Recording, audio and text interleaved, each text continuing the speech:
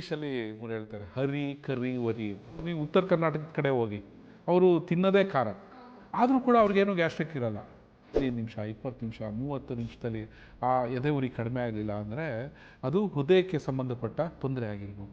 ಇಲ್ಲ ತುಂಬ ಜನ ಗ್ಯಾಸ್ಟ್ರಿಕ್ ಅಂತ ಅಂದ್ಕೊಂಡೇ ತಮ್ಮ ಪ್ರಾಣವನ್ನು ಬಿಟ್ಟಿರೋ ಉದಾಹರಣೆಗಳು ತುಂಬ ಇದೆ. ಹಾಗಾಗಿ ಎದೆ ಉರಿ ಅಂದರೆ ಬರೀ ಗ್ಯಾಸ್ಟ್ರಿಕ್ ಅಂತ ಅಂದ್ಕೋಬೇಡಿ, ಹಾರ್ಟ್ ಪ್ರಾಬ್ಲಮ್ ಕೂಡ ಇರ್ಬೋದು ಅನ್ನೋದು ನಿಮ್ಮ ತಲೆಯಲ್ಲಿ. ಈ ಸ್ಮೋಕರ್ಸಲ್ಲಿ ಗ್ಯಾಸ್ಟ್ರಿಕ್ ಜಾಸ್ತಿ. ಯಾರು ಸಿಗರೇಟ್ ಸೇರ್ತಾರೆ ಅದನ್ನು ಬಿಡೋದ್ರಿಂದ ನಿಮಗೆ 50% ಗ್ಯಾಸ್ಟ್ರಿಕ್ ಕಡಿಮೆ ಆಗುತ್ತೆ. ಅವನಿಗೆ ಹೊಂದುವಂಥ ಹೋಮಿಯೋಪತಿ ಔಷಧಿನ ಸೆಲೆಕ್ಟ್ ಮಾಡಿ, ಹಾಗೆ ಸೆಲೆಕ್ಟ್ ಮಾಡಿದಾಗ ಅದು ಪರ್ಮನೆಂಟಾಗಿ ಹೋಗುತ್ತೆ. ಅಂದರೆ ಔಷಧಿ ತೊಗೊಂಡಾಗ ವಾಸಿ ಆಯಿತು ಆಮೇಲೆ ಮತ್ತೆ ತಿರ್ಗಾ ಬಂತು ಆ ಥರ ಇಲ್ಲ. ಒಂದು ಸತಿ ಕಡಿಮೆ ಆಯಿತು ಅಂದರೆ ಇಂದ ಅವನಿಗೆ ಬರಲ್ಲ. ಎಲ್ರಿಗೂ ನಮಸ್ಕಾರ. ಪ್ರತಿನಿಧಿ ಡಾಕ್ಟರ್ ಕಾರ್ಯಕ್ರಮಕ್ಕೆ ತಮ್ಮೆಲ್ಲರಿಗೂ ಸ್ವಾಗತ. ನಾನು ಶಾಲಿನಿ ಮಂಜುನಾಥ್. ವೀಕ್ಷಕರೇ, ಸಾಮಾನ್ಯವಾಗಿ ಎಲ್ರಿಗೂ ಕೂಡ ಗ್ಯಾಸ್ಟ್ರಿಕ್ ಇದ್ದೇ ಇರುತ್ತೆ. ಅದರಲ್ಲೂ ಏನಾದರೂ ಒಂದು ಆಹಾರನ ನಾವು ತಗೊಂಡಾಗ ಅಥವಾ ಜ್ಯೂಸ್ ಏನಾದರೂ ತಗೊಂಡಾಗ ನಮಗೆ ಸಮ್ಟೈಮ್ಸ್ ಏನಾಗುತ್ತೆ, ಎದೆ ಉರಿ ಬರ್ತಾ ಇದೆ ಅಂತ ಫೀಲ್ ಆಗುತ್ತೆ. ಆ ಟೈಮಲ್ಲಿ ನಾವೇನು ತಿನ್ನೋಕ್ಕೂ ಆಗಲ್ಲ, ಕುಡಿಯೋಕ್ಕೂ ಆಗಲ್ಲ. ಸೊ ಗ್ಯಾಸ್ಟ್ರಿಕ್ಕಿಂದ ಹೀಗಾಗ್ತಾ ಇದೆ ಅಂತ ಭಾವಿಸ್ತೀವಿ. ಸೊ ಎದೆ ಉರಿ ಯಾಕೆ ಬರುತ್ತೆ? ಇದಕ್ಕೆ ಮೂಲ ಕಾರಣ ಗ್ಯಾಸ್ಟ್ರಿಕ್ಕೇನಾ ಅಥವಾ ಇನ್ನೇನಾದರೂ ರೀಸನ್ಸ್ ಇದೆಯಾ? ಬನ್ನಿ ಇದ್ರ ಬಗ್ಗೆ ಎಲ್ಲ ಮಾತನಾಡಲಿಕ್ಕೆ ಇವತ್ತು ನಮ್ಮ ಜೊತೆಗಿದ್ದಾರೆ ಹೋಮಿಯೋಪತಿ ವೈದ್ಯರು ಡಾಕ್ಟರ್ MC ಮನೋಹರ ಅವರು. ಬನ್ನಿ ಅವರನ್ನ ಕಾರ್ಯಕ್ರಮಕ್ಕೆ ಸ್ವಾಗತಿಸೋಣ. ಸರ್, ಕಾರ್ಯಕ್ರಮಕ್ಕೆ ಸ್ವಾಗತ. ನಮಸ್ಕಾರ ಸರ್. ಮೊದಲನೇದಾಗಿ ಗ್ಯಾಸ್ಟ್ರಿಕ್ ಎಲ್ರಿಗೂ ಕಾಮನ್ ಆಗಿ ಮಗುವಿಂದ ಹಿಡಿದು ಇದ್ದೇ ಇರುತ್ತೆ. ಆದರೆ ಎದೆ ಉರಿ ಮಾತ್ರ ಗ್ಯಾಸ್ಟ್ರಿಕ್ಕಿಂದನೇ ಬರುತ್ತಾ ಅಥವಾ ಬೇರೆ ರೀಸನ್ಸ್ ಇದೆಯಾ? ಎದೆ ಉರಿಗೆ ಮುಖ್ಯವಾದ ಕಾರಣ ಇಂಗ್ಲೀಷಲ್ಲಿ ಇವ್ರು ಹೇಳ್ತಾರೆ ಹರಿ ಕರಿ ವರಿ ಅಂತ. ಅಂದರೆ ಅರ್ಜೆಂಟಾಗಿ ಊಟ ಮಾಡೋದು, ಮತ್ತು ಕರಿ ಅಂದರೆ ತುಂಬ ಮಸಾಲೆ ಇರೋ ಪದಾರ್ಥಗಳನ್ನ ಉಪಯೋಗಿಸ್ಕೊಳ್ಳೋದು, ಮತ್ತು ವರಿ ಯೋಚನೆ ಮಾಡೋದು, ಯೋಚನೆ ಅನ್ನೋಕ್ಕಿಂತ ಆತಂಕ ಪಟ್ಕೊಳ್ಳೋದು. ಅದರಲ್ಲೂ ಮುಖ್ಯವಾಗಿ ಈಗ ಸಂಶೋಧನೆ ಏನು ಮಾಡಿದ್ದಾರೆ ಅಂದರೆ, ತುಂಬ ಕೇಸಸ್ಗಳು ಅನಲೈಸ್ ಮಾಡಿ ಯಾರು ತಮ್ಮನ್ನು ತಾವು ಬೈಕೊಂತಾರೋ, ಸೆಲ್ಫ್ ಬ್ಲೇಮ್ ಇರುತ್ತೆ, ನಮ್ಮನ್ನು ನಾವು ಬೈಕೊಂತೀವೋ ಆವಾಗ ನಮಗೆ ಗ್ಯಾಸ್ಟ್ರಿಕ್ ಜಾಸ್ತಿ ಆಗುತ್ತೆ, ಅದರಿಂದ ಎದೆ ಉರಿ ಬರುತ್ತೆ ಅಂತ ಸಂಶೋಧನೆ ಹೇಳುತ್ತೆ. ನೀವು ಗಮನಿಸ್ಕೊಳ್ಳಿ, ನಿಮ್ಗೆ ಎದೆ ಉರಿ ಬಂದರೆ ಹೌದು ನಾನು ಬೈಕೊಂಡಿದ್ನ, ನಾನು ಮಾಡಿರೋ ಮಿಸ್ಟೇಕ್ ಬಗ್ಗೆ ಪದೇ ನೆನೆಸ್ಕೊತಾ ಇದ್ನ ಅಂತ, ಆ ಟೈಮಲ್ಲಿ ಎದೆ ಉರಿ ಜಾಸ್ತಿ ಇರುತ್ತೆ. ಅಂದರೆ ನಮ್ಮ ಆಲೋಚನೆ ಅಲ್ಲಿಗೆ ಕನೆಕ್ಟ್ ಆಗುತ್ತೆ. ಖಂಡಿತ. ನೀವು ಯಾವುದೇ ಕಾಯಿಲೆ ತೊಗೊಂಡು, ಕೆಲವ್ರು ನೋಡಿ 10-15 ಬಜ್ಜಿ ತಿಂತಾರೆ, ಮೆಣಸಿನ್ಕಾಯಿ ಬಜ್ಜಿ ತಿಂತಾರೆ, ಖಾರ ಹೆಚ್ಚಾಗಿ ತಿಂತಾರೆ. ಅದರಲ್ಲೂ ನೀವು ಉತ್ತರ ಕರ್ನಾಟಕದ ಕಡೆ ಹೋಗಿ ಅವರು ತಿನ್ನೋದೇ ಖಾರ, ರೊಟ್ಟಿ ಜೊತೆ ಚಟ್ನಿ ಪುಡಿ ಖಾರ ತುಂಬ ತಿಂತಾರೆ, ಆದರೂ ಕೂಡ ಅವ್ರಿಗೇನು ಗ್ಯಾಸ್ಟ್ರಿಕ್ ಇರಲ್ಲ. ಯಾಕೆ ಅಂದರೆ ಅವರ ಯೋಚನಾ ಕ್ರಮ ಹಂಗಿರುತ್ತೆ, ತುಂಬ ಸಾಮಾನ್ಯವಾಗಿ ಯೋಚನೆ ಮಾಡ್ತಾರೆ, ಜಾಸ್ತಿ ಒತ್ತಡ ಇರಲ್ಲ, ಅಂಥವರಲ್ಲಿ ಗ್ಯಾಸ್ಟ್ರಿಕ್ ಕಡಿಮೆ, ಅದರಿಂದ ಎದೆ ಉರಿನೂ ಕಡಿಮೆ. ಯಾರಲ್ಲಿ ಒತ್ತಡ ಜಾಸ್ತಿ ಇರುತ್ತೋ, ಮುಖ್ಯವಾಗಿ ಆ ಉರಿಯಾಗ ಕಾರಣ ಏನಂದರೆ ಹೊಟ್ಟೆನಲ್ಲಿ, ಅಂದರೆ ಸ್ಟಮಕ್ ಅಂತ ಹೇಳ್ತೀವಲ್ಲ, ಹೊಟ್ಟೆ ಜಠರದಲ್ಲಿ ಒಂದು ಹೈಡ್ರೋಕ್ಲೋರಿಕ್ ಆ್ಯಸಿಡ್ ಅಂತ ಒಂದು ಆ್ಯಸಿಡ್ ಉತ್ಪಾದನೆ ಆಗುತ್ತೆ. ಅದ್ರ ಕೆಲಸ ಏನಂದರೆ ಆಹಾರನ ಡಿಸಾಲ್ವ್ ಮಾಡೋದು, ಅದನ್ನು ಕರಗಿಸಿ ಅದು ಕರಳಿಗೆ ಹೋದಾಗ ಸುಲಭವಾಗಿ ಜೀರ್ಣ ಆಗಲಿ ಅಂತ ಇದು ಜಠರದಲ್ಲೇ ಆ್ಯಸಿಡ್ ಹಾಕಿ ಅದನ್ನು ಕರಗಿಸುತ್ತೆ ಆಹಾರನ. ನೀವು ಎಷ್ಟೇ ಗಟ್ಟಿಯಾಗಿರೋ ಆಹಾರ ತಗೊಂಡ್ರು ಅದು ಕರಗಿಸುತ್ತೆ.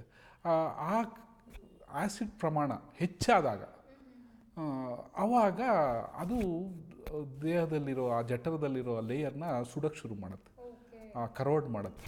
ಆವಾಗ ನಮಗೆ ಗ್ಯಾಸ್ಟ್ರಿಕ್ ಶುರು ಆಗುತ್ತೆ. ಮತ್ತು ಒಂದು ಕರೆಕ್ಟ್ ಜೀವನ ಶೈಲಿ ಇದ್ದರೆ, ಸಮಯಕ್ಕೆ ಸರಿಯಾಗಿ ಊಟ ಮಾಡೋದು, ಹಸಿವಾದಾಗ ಊಟ ಮಾಡೋದು. ಹಸಿವಾದಾಗ ಏನಾಗಿರುತ್ತೆ, ಆವಾಗ ಆ ಗ್ಯಾಸ್ಟ್ರಿಕ್ ಆ್ಯಸಿಡ್ ಅಂದರೆ ಹೈಡ್ರೋಕ್ಲೋರಿಕ್ ಆಮ್ಲ ಉತ್ಪಾದನೆ ಆಗಿರುತ್ತೆ. ಆದರೆ ನೀವು ಊಟನೇ ಮಾಡಲ್ಲ, ಪಾಪ ಅದೇನು ಮಾಡಬೇಕು, ಸುಮ್ಮನೆ ಕೂರಾಕಿರ ಆಗಲ್ಲ, ಅದಕ್ಕೆ ಅದೇನು ಮಾಡುತ್ತೆ, ಆ ಗ್ಯಾಸ್ಟ್ರಿಕ್ ಲೇಯರ್ನ ಸುಡೋಕ್ಕೆ ಶುರು ಮಾಡುತ್ತೆ. ಹೀಗೆ ಆ ಗ್ಯಾಸ್ಟ್ರಿಕ್ ಶುರು ಆಗುತ್ತೆ, ಆವಾಗ ನಿಮಗೆ ಎದೆ ಉರಿ ಶುರು ಆಗುತ್ತೆ.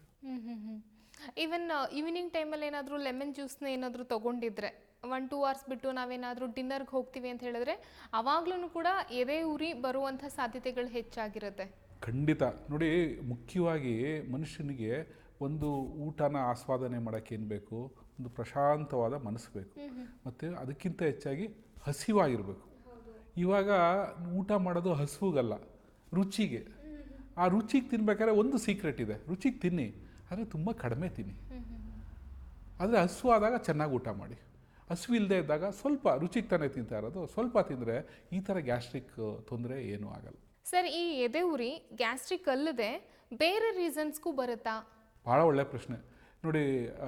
ಕೆಲವೊಂದು ಸತಿ ಗ್ಯಾಸ್ಟ್ರಿಕ್ ಅಂದ್ಬಿಟ್ಟು ಆ್ಯಂಟಾಸಿಡ್ಸ್ ತೊಗೊಂಡು ಅಥವಾ ಬೇರೆ ಏನೋ ಮನೆ ಔಷಧಿ ಮಾಡಿಕೊಂಡು ಎದೆ ಉರಿತಾ ಇದೆ ಯಾಕೋ ಎದೆ ಉರಿತಾ ಇದೆ ಕಣೆ ಅಂಥೇಳಿ ಸ್ವಲ್ಪ ವಯಸ್ಸಾದವರು 40 ಏಜ್ ಆಗಿರೋರು ಒದ್ದಾಡ್ತಿರ್ತಾರೆ. ಕಡಿಮೆ ಆಗಿರಲ್ಲ, ಮಲ್ಕೊಳ್ರಿ ಏನಾಗಲ್ಲ ಗ್ಯಾಸ್ಟ್ರಿಕ್ ತಾನೆ ಅಂತ ಹೇಳಿ ಮಜ್ಜಿಗೆ ಕುಡಿಯೋದು, ತಣ್ಣಗಿರೋ ಹಾಲು ಕುಡಿದೋ ಇದು ಮಾಡ್ತಾರೆ. ಆದರೂ ನಿಮ್ಗೆ ಕಡಿಮೆ ಆಗಲಿಲ್ಲ, 15 ನಿಮಿಷ 20 ನಿಮಿಷ 30 ನಿಮಿಷದಲ್ಲಿ ಆ ಎದೆ ಉರಿ ಕಡಿಮೆ ಆಗಲಿಲ್ಲ ಅಂದರೆ ಅದು ಹೃದಯಕ್ಕೆ ಸಂಬಂಧಪಟ್ಟ ತೊಂದರೆ ಆಗಿರ್ಬೋದು.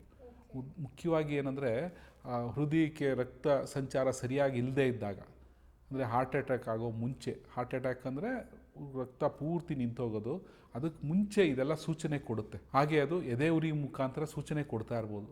ನೀವು ಅದನ್ನು ಅಲಕ್ಷ್ಯ ಮಾಡದೆ ಮೊದಲು ಯಾವುದಕ್ಕೂ ಇರಲಿ ಅಂತ ಒಂದು ECG ಮಾಡಿಸೋದು ಒಳ್ಳೆಯದು. ECGನಲ್ಲಿ ನಮಗೆ ಗೊತ್ತಾಗುತ್ತೆ ಅದು ಬದಲಾವಣೆ ಇದೆಯಾ, ಹಾರ್ಟ್ ತೊಂದರೆ ಏನಾರು ಇದೆಯಾ, ಹೃದಯ ಸಂಬಂಧಿ ತೊಂದರೆ ಇದೆಯಾ ಅಂತ ಗೊತ್ತಾದಾಗ ತಕ್ಷಣ ಅದಕ್ಕೆ ಬೇಕಾಗಿರೋ ಕ್ರಮ ಕೈಗೊಂಡಾಗ ನಿಮ್ಮ ಜೀವ ಉಳಿಯುತ್ತೆ. ಇಲ್ಲ ತುಂಬ ಜನ ಗ್ಯಾಸ್ಟ್ರಿಕ್ ಅಂತ ಅಂದ್ಕೊಂಡೇ ತಮ್ಮ ಪ್ರಾಣವನ್ನು ಬಿಟ್ಟಿರೋ ಉದಾಹರಣೆಗಳು ತುಂಬ ಇದೆ. ಹಾಗಾಗಿ ಎದೆ ಉರಿ ಅಂದರೆ ಬರೀ ಗ್ಯಾಸ್ಟ್ರಿಕ್ ಅಂತ ಅಂದ್ಕೋಬೇಡಿ, ಹಾರ್ಟ್ ಪ್ರಾಬ್ಲಮ್ ಕೂಡ ಇರ್ಬೋದು ಅನ್ನೋದು ನಿಮ್ಮ ತಲೆಯಲ್ಲಿರಲಿ. ಓಕೆ ಸರ್, ಆಲ್ಮೋಸ್ಟ್ ಈ ಎದೆ ಉರಿನ ನಾವು ಅವಾಯ್ಡ್ ಮಾಡೋಕ್ಕೆ ಏನು ಮಾಡ್ಬೋದು? ಮುಖ್ಯವಾಗಿ ನಾನು ಈಗಾಗಲೇ ಹೇಳಿದಾಗೆ ಹಸುವಾದಾಗ ಊಟ ಮಾಡೋದು, ತುಂಬ ಖಾರ ಪದಾರ್ಥ ತಿಂದೇ ಇರೋದು, ಮತ್ತು ಹಣ್ಣು ತರಕಾರಿಗಳನ್ನ ಚೆನ್ನಾಗಿ ಯಥೇಚ್ಛವಾಗಿ ಉಪಯೋಗಿಸೋದು. ಮುಖ್ಯವಾಗಿ ಫೈಬರ್ ಕಂಟೆಂಟ್ ಅಂತೀವಿ. ಇವಾಗ ಸೌತೆಕಾಯಿ, ಕ್ಯಾರೆಟು, ಬೀಟ್ರೂಟು, ಅದರಲ್ಲೂ ಹಸಿ ತರಕಾರಿ ಹಣ್ಣು ಹೆಚ್ಚು ತಿಂದಷ್ಟು ಅದಕ್ಕೆ ಶ್ರಮ ಕಡಿಮೆ ಆಗುತ್ತೆ. ಆ ಶ್ರಮ ಕಡಿಮೆ ಆದಾಗ ಅದಕ್ಕೆ ಕಾರ್ಯಕ್ಷಮತೆ ಹೆಚ್ಚುತ್ತೆ, ಒಳ್ಳೆ ಕಂಡೀಷನಲ್ಲಿರುತ್ತೆ, ನಾವು ತಿಂದಿದ್ದ ಅಷ್ಟು ಆಹಾರ ಜೀರ್ಣ ಆಗುತ್ತೆ. ಆವಾಗ ಗ್ಯಾಸ್ಟ್ರಿಕ್ನ ಯಾವುದೇ ಸಮಸ್ಯೆ ನಮಗೆ ಬರಲ್ಲ, ಎದೆ ಉರಿನೂ ಬರಲ್ಲ. ಸರ್, ವಿಶೇಷವಾಗಿ ಹೋಮಿಯೋಪತಿಯಲ್ಲಿ ಈ ಎದೆ ಉರಿನ ಅವಾಯ್ಡ್ ಮಾಡಲಿಕ್ಕೆ ಯಾವ ರೀತಿ ಚಿಕಿತ್ಸೆನ ಕೊಡ್ತೀರಿ? ಹೋಮಿಯೋಪತಿನಲ್ಲಿ ತುಂಬ ಒಳ್ಳೆಯ ಔಷಧಗಳಿದೆ ಗ್ಯಾಸ್ಟ್ರಿಕ್ಕಿಂದ ಸಂಬಂಧಪಟ್ಟ ವ್ಯಕ್ತಿಗಳಿಗೆ. ಮುಖ್ಯವಾಗಿ ಏನಂದರೆ ಮೊದಲು ಅವರ ಎಲ್ಲ ವಿವರಗಳನ್ನ ತೊಗೊತೀವಿ. ಗ್ಯಾಸ್ಟ್ರಿಕ್ ಏನಕ್ಕೆ ಆಗ್ತಾ ಇದೆ, ಮುಖ್ಯವಾದ ಕಾರಣ ಏನಿದೆ, ಎಲ್ಲಿ ಈ ಮನುಷ್ಯನಲ್ಲಿ ತೊಂದರೆ ಇದೆ, ಅವನ ಜೀವನ ಶೈಲಿಯಲ್ಲಿ ತೊಂದರೆ ಇದೆಯಾ, ಯೋಚನಾ ಕ್ರಮದಲ್ಲಿ ತೊಂದರೆ ಇದೆಯಾ, ಅಥವಾ ಪದೇ ಪದೇ ಆತಂಕ ಮಾಡ್ಕೊತಾ ಇದ್ದಾನ. ಮತ್ತು ಇನ್ನೊಂದು ಹೇಳೋದು ಮರ್ತೆ, ಈ ಸ್ಮೋಕರ್ಸಲ್ಲಿ ಗ್ಯಾಸ್ಟ್ರಿಕ್ ಜಾಸ್ತಿ. ಯಾರು ಸಿಗರೇಟ್ ಸೇರ್ತಾರೆ ಅದನ್ನು ಬಿಡೋದ್ರಿಂದ ನಿಮಗೆ 50% ಗ್ಯಾಸ್ಟ್ರಿಕ್ ಕಡಿಮೆ ಆಗಿಬಿಡುತ್ತೆ. ಸೊ ಇದೆಲ್ಲ ಏನು ಕಾರಣ ಇದೆ ಅದನ್ನು ನಾವು ಭಾಳ ವಿವರವಾಗಿ ರೋಗಿ ಹತ್ರ ಕೇಳಿಕೊಂಡು ನಾವು ದಾಖಲು ಮಾಡಿಕೊಂಡಾಗ ನಮಗೇನು ಕಾರಣ ಅಂತ ಗೊತ್ತಾಗುತ್ತೆ. ಅದನ್ನು ಅನಲೈಸ್ ಮಾಡಿದಾಗ ಆವಾಗ ನಾವು ಅವ್ರಿಗೆ ಹೇಳೋಕ್ಕೆ ಸುಲಭ ಆಗುತ್ತೆ. ಮತ್ತು ಅವರಿಗೆ ಹೊಂದುವಂಥ ನೋಡಿ, ನಾನು ಮೊದಲು ಹೇಳಿದ್ದೀನಿ, ಹೋಮಿಯೋಪತಿನಲ್ಲಿ ಗ್ಯಾಸ್ಟ್ರಿಕ್ಕಿಗೆ ಅಂತ ಯಾವುದೇ ಔಷಧಿ ಇಲ್ಲ. ಆದರೆ ಗ್ಯಾಸ್ಟ್ರಿಕ್ಕಿಂದ ಬಳಲ್ತಾ ಇರೋ ವ್ಯಕ್ತಿಗೆ ತುಂಬ ಔಷಧಿಗಳಿದೆ. ಅವನ ವ್ಯಕ್ತಿತ್ವ ಎಂಥದ್ದು, ಅವನು ಸೆಕೆ ತಡಿತಾನ, ಚಳಿ ತಡಿತಾನ, ಅವನಿಗೆ ಇಷ್ಟ ಏನು, ಯಾವುದು ಊಟ ಇಷ್ಟ, ಯಾವುದು ಊಟ ಇಷ್ಟ ಇಲ್ಲ, ಮತ್ತು ಅವನಿಗೆ ಅವನ ಕೆಲಸ ಮಾಡೋ ರೀತಿ ಹೆಂಗೆ, ತುಂಬ ವೇಗವಾಗಿ ಮಾಡ್ತಾನ, ನಿಧಾನಕ್ಕೆ ಮಾಡ್ತಾನ, ಮತ್ತು ಅವನ ಯೋಚನಾ ಕ್ರಮ ಯಾವ್ದು ರೀತಿ ಇದೆ, ಅವನ ಜ್ಞಾಪಕ ಶಕ್ತಿ ಹೇಗಿದೆ, ಧೈರ್ಯ ಹೇಗಿದೆ, ಪುಕ್ಕಲು ಸ್ವಭಾವದವನ, ತುಂಬ ಧೈರ್ಯ ಇದೆ, ಜೀವನದಲ್ಲಿ ರಿಸ್ಕ್ ತೊಗೊತಾನ, ಇದೆಲ್ಲ ನಾವು ಅನಲೈಸ್ ಮಾಡ್ತೀವಿ.